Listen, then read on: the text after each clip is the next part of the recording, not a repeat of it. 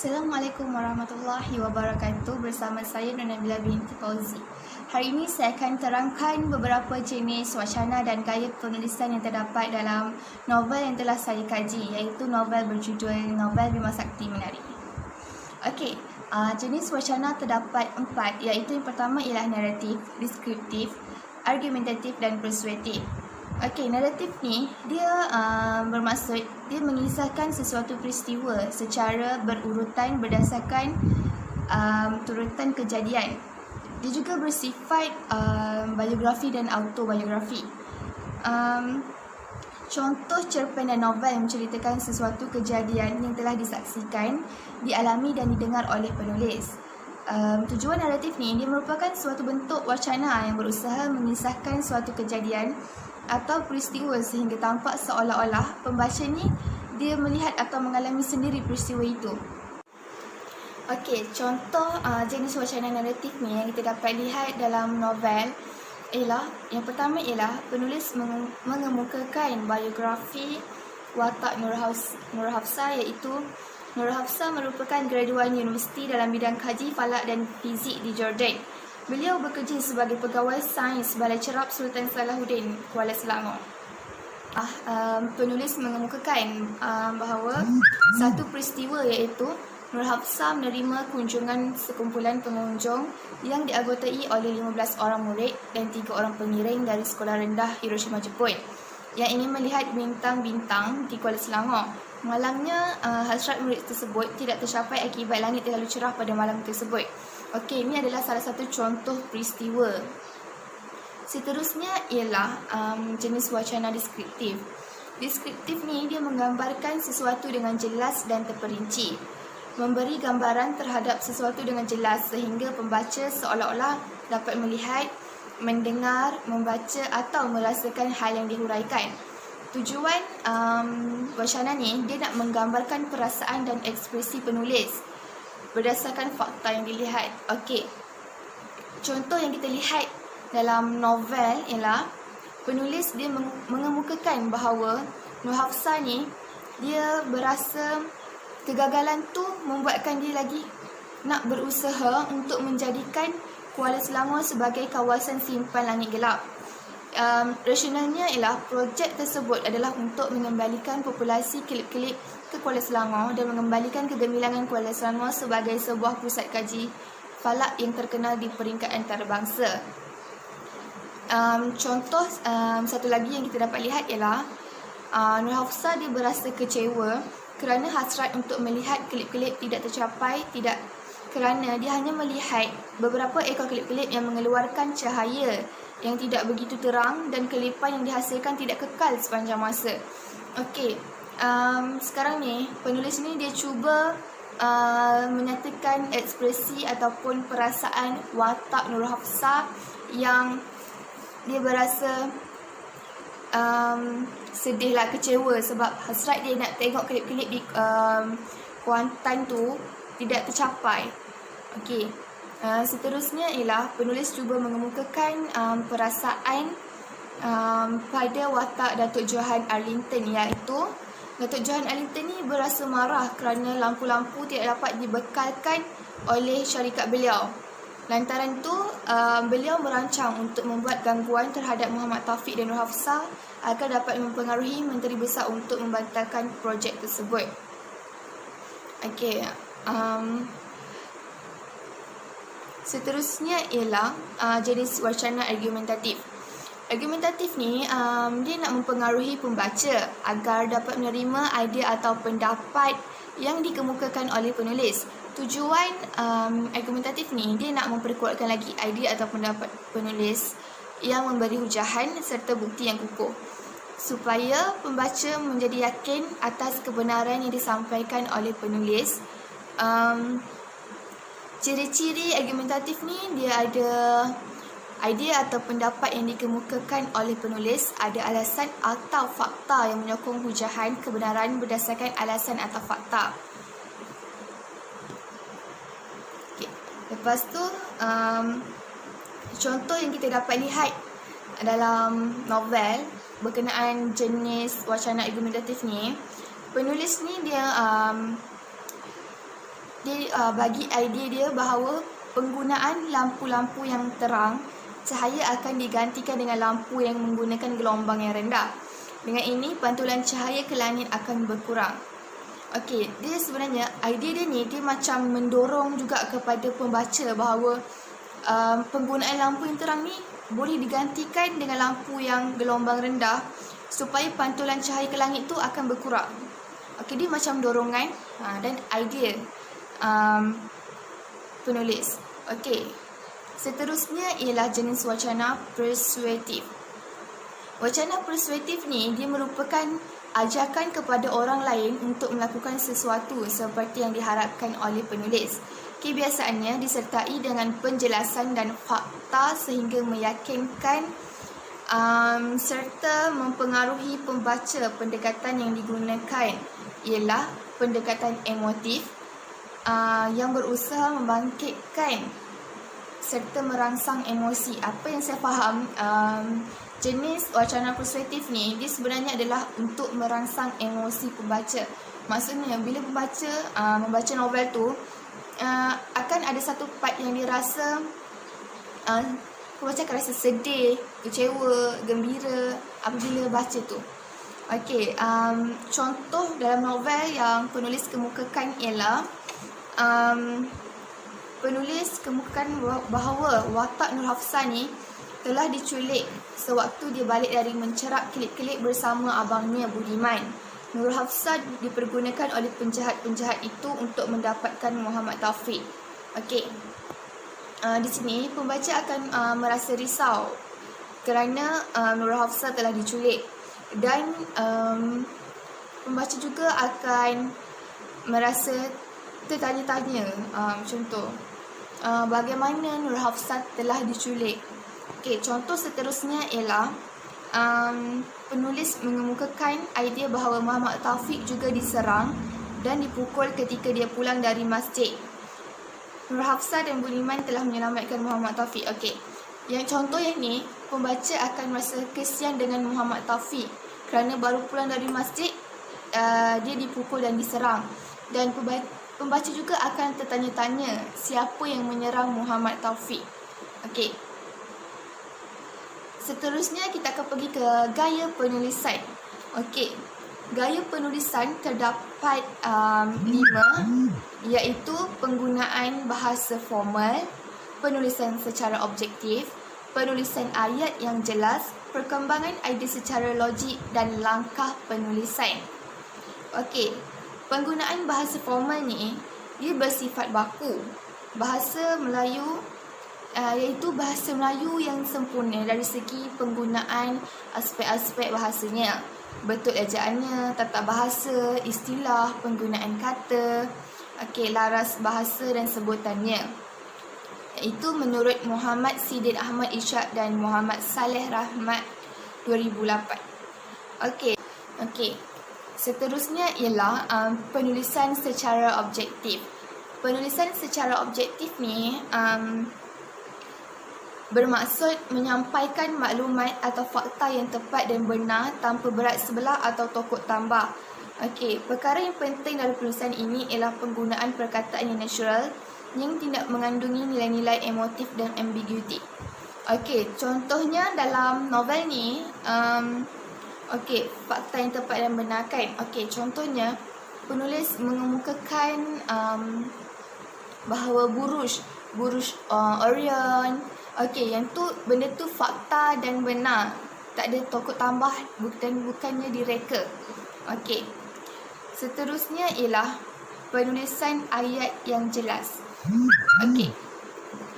Penulisan ayat yang jelas ni dia di mana penulis dikekalkan pada isi utama, gunakan istilah positif dan beritahu perkara yang ingin disampaikan, elakkan bahasa selangar dan tulis untuk sasaran pembaca. Okey, penulisan ayat yang jelas ni bermaksud penulis ni dia tidak satu ayat dia tu dia terus straight to the point, jelas. Dia tak satu ayat tu dia tak huraikan dengan benda yang tak berkait. Macam tu. Maksudnya kalau pembaca baca ayat tu, dia akan mudah faham dan terus sampai kepada pembaca. Okey. Dan penulis juga dia macam mengekalkan isi utama dari awal hingga ke akhir, walaupun dengan ada konflik apa semua. Dia punya isi utama alam sekitar tentang pencemaran cahaya itu tetap menjadi main utama isi dalam novel tersebut. Okey. Seterusnya ialah perkembangan idea secara logik. Perkembangan idea secara logik ni yang bermaksud memiliki kesatuan makna yang utuh, tanda baca yang betul, urutan logik serta bukti dan contoh idea dihuraikan dengan jelas. Berbagai-bagai struktur ayat kata hubung yang tepat. Okey, dalam novel yang kita dapat lihat ialah penulis menggunakan penanda wacana dengan betul, iaitu lantaran itu dan maksudnya sehubungan itu. Kalau struktur ayat pula ni, penulis ni dia menyusun idea-idea secara teratur. Maksudnya kejadian dia tu saling berkait dan maksudnya tersusun. Okey. Idea yang dikemukakan oleh penulis dalam novel tersebut juga ialah logik dan orang kata boleh diterima pakai oleh pembaca. Okey. Seterusnya ialah langkah dalam penulisan.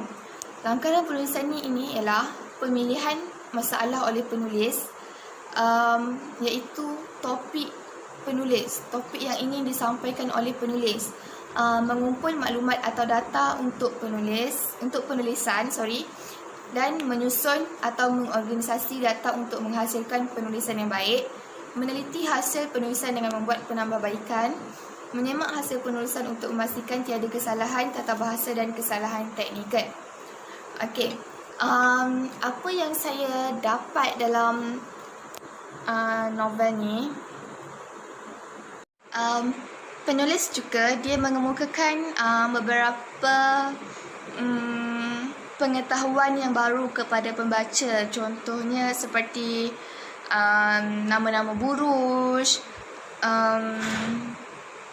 lagi pasal rumah tekno alam, apa fungsi dia, dan kenapa kita kena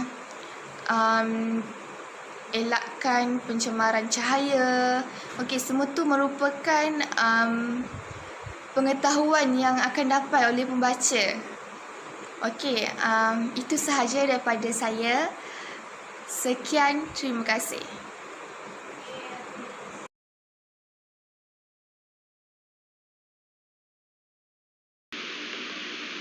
Okey, hai, Assalamualaikum. Saya Rosain bin Muhammad dari Grup SMT PD1. Okey, hari ini saya akan mengupaskan beberapa gaya penulisan dalam sinopsis bab novel Bima Sakti Bidari. First, kita akan bincang kaitan bab 1, iaitu janji sekali. Dalam bab 1 ni, saya dapat mengenal pasti beberapa jenis gaya penulisan. Antaranya, penulisan jelas. Saya dapati pada barisan yang kedua, mana ayat dia cakap pasal kumpulan pengunjung yang terdiri daripada kumpulan murid dan guru kuliah sekolah rendah Hiroshima hadir ke balai cerah tersebut untuk melihat buruj orange atau buruj belantik yang berkasar tanpa sebarang bantuan alat cerah. Maksudnya kat sini kita nak jelaskan siapa yang terlibat dalam program tu dan kat mana program tu jalankan.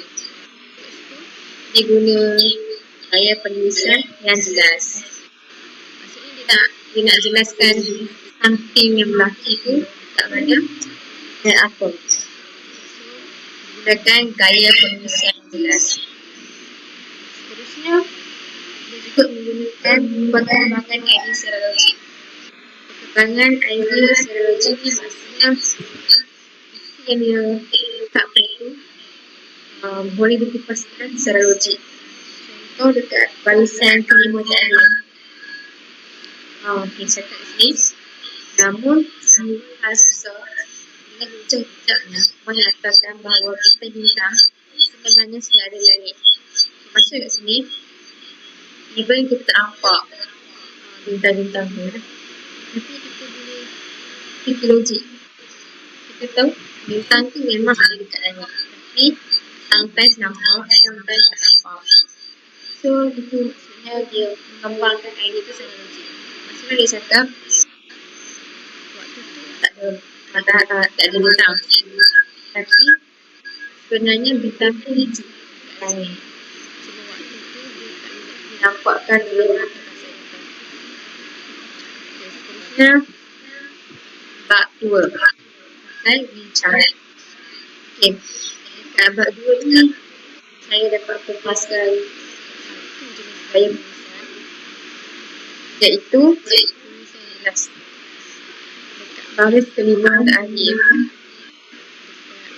start pada malam tersebut, Muhammad Taufik menjemput ibunya untuk bermalam di rumah prototype FBI malam yang diusahakan olehnya. Maksud penggunaan penulisan jelas kat sini, dia nak menjelaskan yang Muhammad Taufik ni dia jemput ibu dia waktu malam untuk ke rumah prototype dia. Maksudnya dia cakap lah malam tu dia nak ajak ibu dia untuk lihat hasil rakanan dia, hasil usahakan itu rumah prototype. So disitu kita nampak dia tengah gunakan gaya penulisan yang jelas. So dia nak jelaskan apa yang dia buat bila dia akan sambut. So dia jelaskan kat situ. Sebab tu dia guna gaya penulisan jelas. Okay. Seterusnya kita ke bab 3. Dekat bab 3 ni susunan rahsia. So dekat sini kita boleh pesan 2 jenis gaya penulisan. Yang pertama, penulisan yang jelas. Iaitu kita boleh tengok dekat baris ketiga, di mana Ibu Hafsah ni dia pergi ke tempat orang melihat kelip-kelip dengan kereta yang dipandu oleh ayahnya, Hadi Yasir. Hadi Yasir tu ayah dia. So dia pergi ke tempat kelip-kelip tu dengan keretanya Hadi Yasir tu drive. So dia sampai kat sana, Hadi Yasir ni tiba dia tak berminat. Dia tak terlibat dengan Hafsah ni untuk naik boat untuk lihat kelip-kelip. So jelas kat situ nak beritahu Hadi Yasir ni, even dia tu bapa pada Hafsah, dia tak minat untuk support, macam tak nak bersama-sama dengan anak dia untuk melihat something yang anak dia nakkan. Macam anak dia nak naik boat untuk lihat klip-klip, tapi sebagai seorang ayah, Hadi Yasir sepatutnya support anak dia. Dia kena ikut. Tapi dalam cerita ni, Hadi Yasir dia tak berminat ambil pot kasih anak dia. So dia biarkan anak dia je naik bot kau naik boat lihat kelip-kelip. Aduh aku bilang kedang cakap aku ni pelik sikit. Okay, kemudian saya penulisan yang kedua, penulisan bahasa formal. Kita tengok dulu. Kita boleh lihat dekat barisan ke-10 hingga 14. Yang barisan ke-10 tu. Akhirnya Nurul Hafsah menerima kenyataan bahawa perkara inilah yang dialami oleh kumpulan pengunjung dari Jepun dan terima berbulat batu jahilnya terima kau dari Jepun dan terbang berbulat batu ke rumah, tapi hanya dapat menyaksikan kelip yang cahaya separuh mati oleh bilangan yang sedikit. So, kalau korang baca pada baris ke-10 sampai baris 14 ni, dia menggunakan bahasa yang formal. Maksudnya dia nak menyatakan, nak menceritakan satu something tu menggunakan bahasa yang formal, bahasa yang baku. Maksudnya semua orang faham pernyataan yang disampaikan tu. Bukan guna bahasa-bahasa kias, dia tak guna bahasa-bahasa singkatan. Dia menggunakan bahasa formal. Maksudnya kat sini dia kurangkan ayat-ayat yang kiasan. Dan kita nak sampaikan something tu, kita packkan. Tapi berdasarkan barisan ke-10 sampai ke-14 ni, kita dapat kesan dia menggunakan gaya penulisan formal. Maksudnya apa yang disampaikan tu jelas dan padat. Dia tak singkatkan something pun. Okay. Seterusnya ke bab 4, iaitu pasal budiman. Bab 4 ni kita dapat kesan dua gaya penulisan yang hampir sama dengan bab 3. Yang pertama, penulisan bahasa formal. Kita lihat pada baris ke-1. Pertama, iaitu budiman kembali ke rumah dengan menaiki sebuah kereta jenis hibrid seperti yang diimpikan oleh Hafsah. Okay. Maksud kat sini, budiman. Penulis ni dia nak menyatakan pasal budiman ni untuk kaitkan dengan Hafsah ni, dia gunakan gaya penulisan formal. Maksudnya ibarat macam kita nak sampaikan something dalam satu perkataan yang wow, kita boleh faham ibu benda tu pendek. Betul dah. Okay. Yang kedua, penulisan ayat jelas. Iaitu dari baris ke-7 hingga 9 jelas. 4. Berdasarkan skala ini, kuala Selangor yang pernah diklasifikasikan sebagai kelas 1 sebelum ini berada di kelas 8, iaitu langit terbias dengan warna putih atau orange sebabkan cahaya lampu. Korang baca daripada berdasarkan sampai garis ke-9 tadi. Sebab kat situ dia banyak gunakan gaya penulisan ayat yang jelas. Maksudnya dia kita baca tu even panjang tapi jelas. Maksudnya dia nak sampai ke benda tu dalam ayat yang panjang tapi kita boleh singkatkan apa yang disampaikan. Contoh macam ayat biasa tadi sampai lampu. Okay, kalau kita baca kita boleh ringkaskan sebab ayat jelas. Kita ringkaskan macam ni. Kalau Selangor ni dulunya kelas pertama tapi sekarang ni kelas 8. Sebab apa? Sebab langit terbias dengan warna putih atau orange sebab ada lampu cahaya banyak masuk kat situ. Kelas Selangor dah semakin maju sebab banyak lampu. So bila kan bila bandar maju banyak bangunan apa semua, so lampu tu warna putih, warna putih atau orange. Maksudnya macam kalau tanpa lampu kedai tersebut, kita akan menunjukkan cahaya bulan, cahaya natural. Tapi bila maju satu tempat tu, kita akan diterangi oleh cahaya bangunan. Itulah maksudnya gaya penulisan kelas. Nak jelaskan lah tempat tu dah semakin maju. Macam tu lah. Okay. Kemudian bab 5, jiwa ayahanda. Okay. Jiwa ayahanda ni jiwa ayahanda. Bab 5 ni saya hanya dapat pesan satu sahaja dari penulisan dia, iaitu penulisan bahasa formal.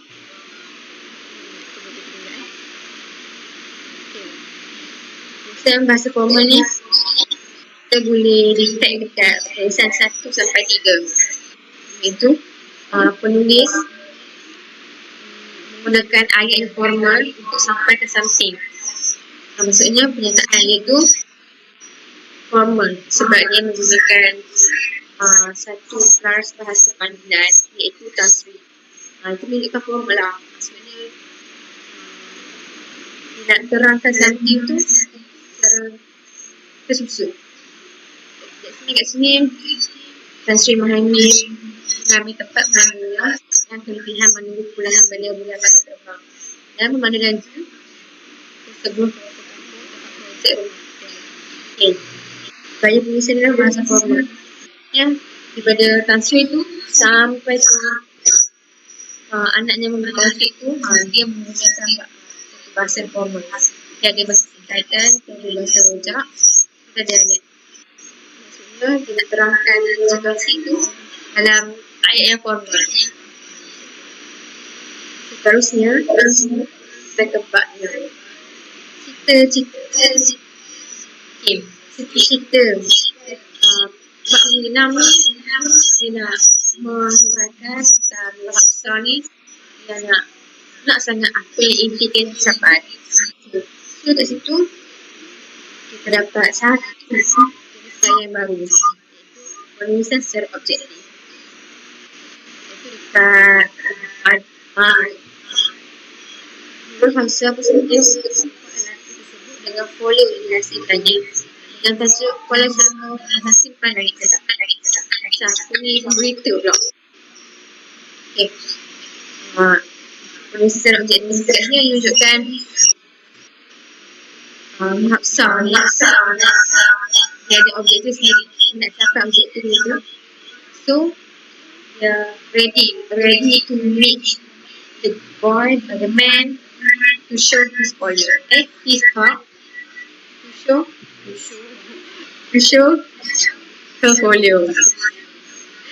Kadang speaking lah. Okay. So Nurul Hafsah ni untuk capaikan objektif cerita dia lah. Disediakan satu folio dengan tajuk yang awesome. Bila kita baca, kita nak tahu apa simpan langit gelap ni. So, penulis ni menggunakan penulisan secara objektif. Maksudnya, bila kita baca macam tu, kita faham. Objektif ni, dia nak pastikan impian cepat. Ya, cepat. Seterusnya, bab 7, lelaki kelip-kelip. Gaya penulisan yang dapat saya kat sini adalah penulisan yang jelas. Kalau boleh dikatakan, hampir semua bab menggunakan gaya penulisan yang sama. Tapi, cara penggunaan tu dan cara yang digunakan tu berlainan. Macam kat bab 7 ni, penulisan ayat yang jelas. Saya dapat kesan dari ayat pertama sampai ke 3. Maksudnya hampir keseluruhan pada bab 7 tu menggunakan penulisan yang jelas. Maksudnya apa yang disampaikan tu kita akan fikir, aku faham lah yang penulis ni cakap. Maksudnya penulis ni sampaikan benda ni. Kita macam sering ayat pertama, Hafsah menyiapkan dirinya untuk bertemu lelaki kelip-kelip yang berhati-hati. Maksudnya jelaslah menyatakan Hafsah ni ready nak jumpa lelaki tu, tapi dalam masa yang sama ada something yang melekat dia, menjaga dia untuk dia berhati-hati. Kalau nak jumpa orang tak kenal, sudah prepare something diri dia, jaga dia macam. Okay, setakat ini saja penerangan saya pasal gaya penulisan. Saya harap apa yang disampaikan ni boleh banyak ilmu yang melihat. Sekian, terima kasih. Okay, Assalamualaikum warahmatullahi wabarakatuh dan selamat sejahtera. Nama saya adalah Syazwani binti Muhammad Syafiee daripada kelas 2 PPI SMP PG1. Hari ini saya akan membentangkan analisis yang saya telah buat dalam wacana lisan dan juga ciri-ciri gaya bahasa yang digunakan dalam novel Bima Sakti Menari karya Sri Rahayu Muhammad Yusof. Dalam penulisan novel, kita menggunakan wacana penulisan. Wacana tulisan disampaikan secara bertulis antara penulis dan pembaca, komunikasi satu arah secara tidak langsung. Dia ada jenis-jenis dia adalah deskriptif, naratif, argumentatif dan perspektif. Sebagai contoh, rencana, akhbar, majalah, buku dan novel. Jadi, penulisan novel menggunakan wacana penulisan dengan cara bertulis. Okey, seterusnya. Apakah maksud deskriptif? Deskriptif ni menggambarkan sesuatu dengan lebih jelas, bertujuan memberi gambaran terhadap sesuatu dengan jelas sehingga pembaca seolah-olah dapat melihat, mendengar, membaca dan merasakan hal yang memberikan gambaran yang terperinci kepada pembaca dengan memberikan salah satu benda yang boleh kita berimajinasi, dan juga itu yang boleh menyebabkan pembaca mudah untuk memahami situasi dan masuk ke dalam cerita itu sendiri. Imaginatif pula apabila dalam bab ke-15 penulis menuliskan Nurul Hafsah mendapati jalan ke rumahnya agak sepi walaupun ada lampu-lampu jalan. Sejak ke belakang ini dia melihat 3 orang pemotor rumput, tetapi berasa hairan kenapa semak samun di kawasan itu tidak juga berkurang. Jadi dia menunjukkan dekat sini bahawa penulis memberikan imajinasi kepada pembaca, dan pembaca dapat merasakan apa yang berlaku dan keadaan yang berlaku walaupun tidak nampak secara lisan keadaan gelap dan juga keadaan semak samun. Jadi pembaca mentafsirkan sendiri dengan inspirasi penulis itu sendiri. Okey. Seterusnya, Naratif dia mengisahkan sesuatu peristiwa secara bertuturan berdasarkan turutan kejadian. Seterusnya, naratif ni bertujuan menceritakan sesuatu kejadian yang telah disaksikan dan dialami dan didengar oleh penulis. Naratif merupakan suatu bentuk wacana yang berusaha mengisahkan sesuatu kejadian dan peristiwa sehingga tampak seolah pembaca melihat atau mengalami sendiri peristiwa itu, menurut Craft 2010. Jadi kat sini naratif boleh bersifat ni apabila bersifat fiksyen, bersifat naratif iaitu mengisahkan suatu peristiwa secara turutan dan berdasarkan kejadiannya. Bila menurut bab ke-12 dia menunjukkan strategi bagaimanakah Muhammad Taufik ni dia terpaksa menggunakan pengaruh ayahnya untuk bertemu dengan pegawai daerah untuk argumentatif pula adalah mempengaruhi pembaca dapat memberi idea atau pendapat yang dikemukakan oleh penulis. Untuk memperkuatkan idea atau pendapat, penulis memberikan hujahan serta bukti yang kukuh supaya pembaca menjadi yakin atas kebenaran yang disampaikan oleh penulis. Jadi dalam penulisan ini, penulis dalam argumentatif ni dia menggambarkan macam dia nak mempengaruhi minda pembaca dan dia ingin memberikan beberapa idea kepada pembaca agar pembaca tidak merasakan bosan dan boleh berfikir dan dapat memperkuatkan lagi cerita itu sendiri. Antaranya adalah jadi sebagai contoh dalam bab ke-14 Nurul Hafsah telah membentangkan tentang rancangan projek kawasan simpan langit gelap yang bertujuan untuk pembentangannya adalah lampu full cut off dan tidak terputus-putus, menerima bidasan daripada Datuk Johan. Namun penerangan yang begitu jelas diterima oleh hadirin termasuklah Menteri Besar dengan infrastruktur tu. Jadi kita tak tahu kenapa jadi pembaca kat situ membaca macam kenapa, apa yang berlaku. Jadi dia terus memberikan penerangan tentang unit lumen iaitu sejenis unit SI yang memberikan ukuran cahaya yang boleh dilihat oleh mata kasar. Menurutnya lebih tinggi lumen lebih terang sesuatu lampu itu. Seterusnya yang berkaitan dengan jarak lampu dengan tanah dan penggunaan lampu sodium tekanan rendah. Jadi di situ kita dapat lihat penulis menggunakan wacana tulisan argumentatif untuk menarik minat pembaca dan menambahkan pengetahuan kepada pembaca agar pembaca rasa dia boleh dapatkan idea ni dalam penulisan yang bakal dibuat sendiri ataupun tulisan dapat memberikan pengetahuan kepada penulis. Jadi dia dapat menyokong kenapa Nurul Hafsah tadi, kenapa penulis menggunakan Nurul Hafsah untuk pergi buat pembentangan. Kenapa dia buat pembentangan? Pembentangan untuk apa? Jadi dia bagi detail dalam argumentatif itu. Okey, seterusnya saya akan menerangkan tentang penulisan gaya penulisan, kejelasan. Okey, dalam novel ni penggunaan bahasa formal seperti Datuk Johan, dia menggunakan pangkat dalam sesuatu tu iaitu Menteri Besar. Datuk Johan Haji Mustafa dan mencadangkan Datuk Johan menghantarkan sebut harga pencahayaan mesra. Jadi dia menggunakan pangkat seseorang dalam penggunaan yang betul. Jadinya dia menunjukkan kat situ penulisan bahasa formal dalam sesuatu program. Antaranya adalah sewaktu Hafsah memberikan pembentangan tentang rancangan projek kawasan simpan langit gelap.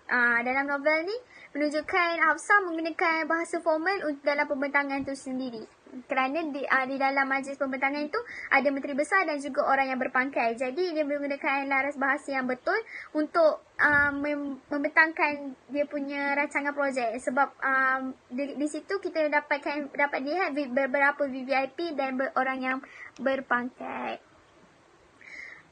Okey, seterusnya adalah penulisan sejarah objektif. Penulisan sejarah objektif bermaksud menyampaikan maklumat atau fakta yang tepat dan benar tanpa berat sebelah atau tokok tambah. Perkara yang penting dalam penulisan ini ialah penggunaan perkataan yang natural yang tidak mengandungi nilai-nilai emotif dan ambiguitif. Okey, kalau kita dapat lihat di sini, nilai yang objektif dia, penulis memberikan satu nilai iaitu nilai kasih sayang. Sebagai contoh, Muhammad Taufik amat menyayangi keluarga dan tidak pernah sangsi terhadap kasih sayang diterima dan bersyukur apabila ibunya datang ke Malaysia walaupun seketika, dan bergembira apabila ibu dan ayahnya yang bercerai telah bernikah semula.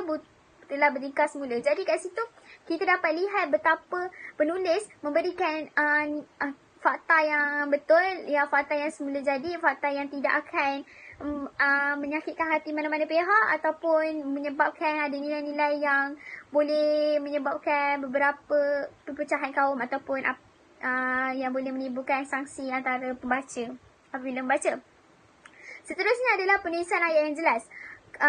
Penulisan ayat yang jelas ni apabila kita kekal pada isi utama, beritahu perkara yang ingin disampaikan, tulis untuk sasaran pembaca, gunakan istilah positif dan elak menggunakan bahasa selangor.